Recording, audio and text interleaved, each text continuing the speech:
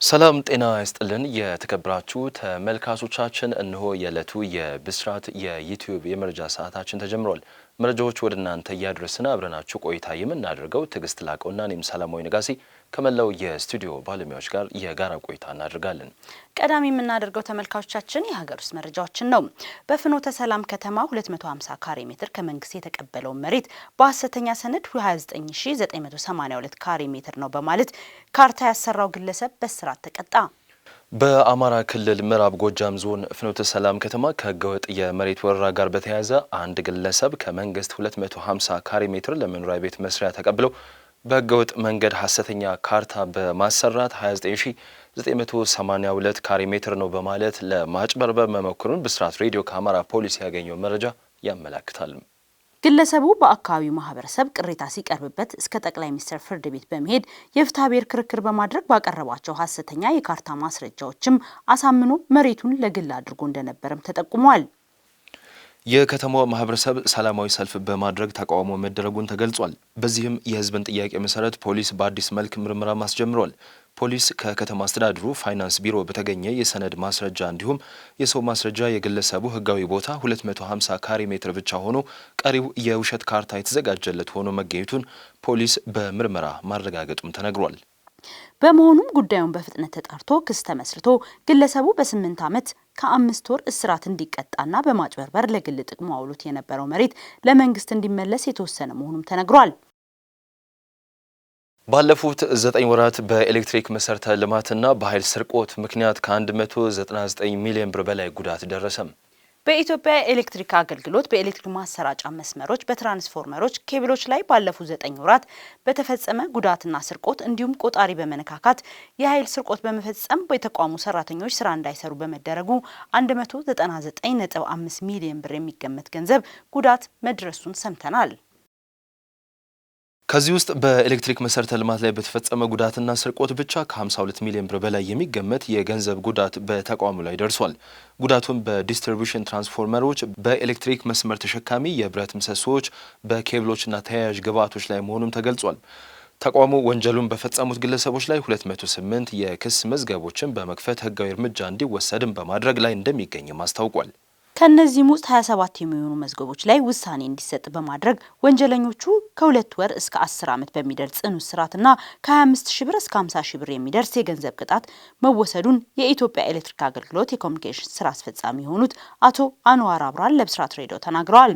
በከፍተኛ የውጭ ምንዛሬ በተገዙ የኤሌክትሪክ መሰረተ ልማቶች ላይ የሚፈጸም ስርቆትና ውድመትን በተቋሙ አገልግሎት አሰጣጥ ላይ ከፍተኛ አሉታዊ ተጽዕኖ የሚያሳድርና ልዩ ትኩረት የሚፈልግ በመሆኑ በቴሌኮሙኒኬሽን ኤሌክትሪክ መሰረተ ልማት አውታሮችና ጥበቃ አዋጅ ቁጥር 464 ህዝባር 1997 መሰረት በህግ እንዲያስጠይቅም ተደንግጓል። በዚሁ መሰረትም አዋጁን ተላልፎ ድርጊቱን የፈጸመ ማንኛውም አካል ላይ ከ5 እስከ 20 ዓመት በሚደርስ ጽኑ እስራት እንደሚቀጣም በአዋጁ በግልጽ ተቀምጧል።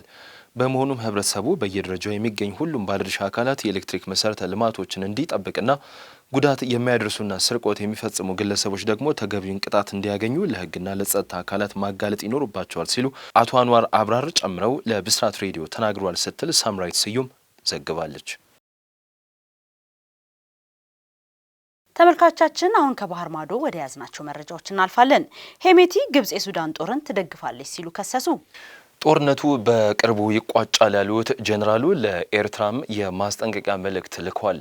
የዳርፉርና የኮርዶፋን ደጋፊዎች ካሰባሰቡ በኋላ የአርኤስኤፍ ፋይሎች በኤል አቤይድን ዙሪያ በ3 አቅጣጫ ማለትም በአልካዊን፣ ሐመርቲን፣ አልሼክና አልሐማዲን ተቀምጠዋል።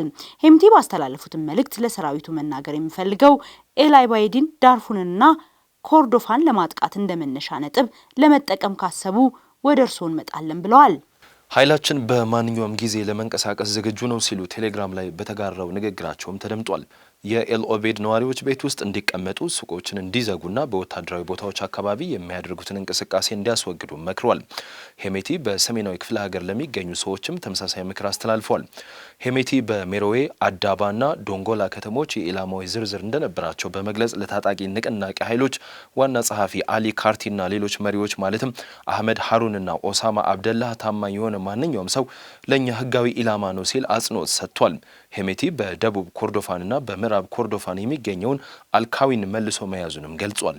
አልሳይድ አምድ በምዕራብ ኮርዶፋን የሚገኘውን የኤንናሁድንና አልካዊንን በምስራቅ ዳርፉር የሚገኘውን ኤልዳይንን ለመቆጣጠርና በሰሜን ዳርፉር የሚገኘውን ኤልፋሽርን ከበው ለመስበር የአልሳይድ አምድ ከሰራዊቱ በጣም አስፈላጊ ተንቀሳቃሽ ክፍሎች አንዱ ነው።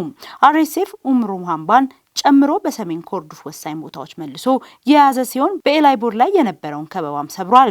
ሄምቲ በተጨማሪም ስለ ግብጽ ሲናገሩ ግብጽ የሱዳን ጦር ትደግፋለች፣ ከዶንጎላ ተነስተው ኮርዶፋንና ዳርፉርን በቦምብ ለማጥቃት በግብጽ አብራሪዎች የተደገፈ ስምምነት አውሮፕላኖችን አሰማርታለች የሚል ውንጀላም አቅርበዋል። አክለውም ይህ በሱዳን ሕዝብ ላይ የተደረገ ግልጽ ወረራ ነው ብለዋል። እሁድ ዕለት የግብጽ የጦር መሳሪያ ጥይቶችንና የአቪዬሽን ነዳጅ የጫኑ 32 ወታደሮች መኪናዎችን አስመጥታለች ሲሉ ሄሜቲ የተናገሩ ሲሆን ሱዳንን የሚያሰጋ ማንኛውንም የውጭ ጣልቃ ገብነት እንደሚጋፈጡ አስታውቋል። ከግብጽ በተጨማሪ ኤርትራ ጦሩን በቁሳቁስና በተዋጊነት መደገፏን እንድታቆም አስጠንቅቋል። በዚህ ያላበቃው የሄሜቲ ንግግር ጦርነቱ በቅርቡ እንደሚያከትም ተናግሯል። የጦር አዛዡ የጦርነቱ ፍጻሜ ከታጣቂ ኃይሎች ንቅናቄ ድርጅት መጥፋት ጋር የሚያያዝ ነው ብሏል። ወደ ድርድር እንደማይመለሱ የገለጹት ሄሜቲ የመስማማት ዘመን አብቅቷል፣ ህዝባቸውን በአየር ላይ ከሚገሉት ጋር ድርድር የለም፣ ወንጀላቸውን ለመቀበል አሻፈረኝ ካሉትም ጋር ሰላም የለም፣ ለፖለቲካዊ መፍትሄ ዝግጁ ነን፣ ነገር ግን ከገዳዮችና ወንጀለኞች ጋር አይደለም ሲሉ አክሏል። የሞንጎሊያ ጠቅላይ ሚኒስትር በሙስና ተቃውሞ ከስልጣን ተወገዱ። የሞንጎሊያ ጠቅላይ ሚኒስትር ኤርዴኔ ለሳምንታት ከዘለቀው የጸረ ሙስና ህዝባዊ ተቃውሞ በኋላ በህዝብ ተወካዮች ምክር ቤት የመተማመኛ ድምጽ በማጣታቸው ከስልጣን ለቀዋል።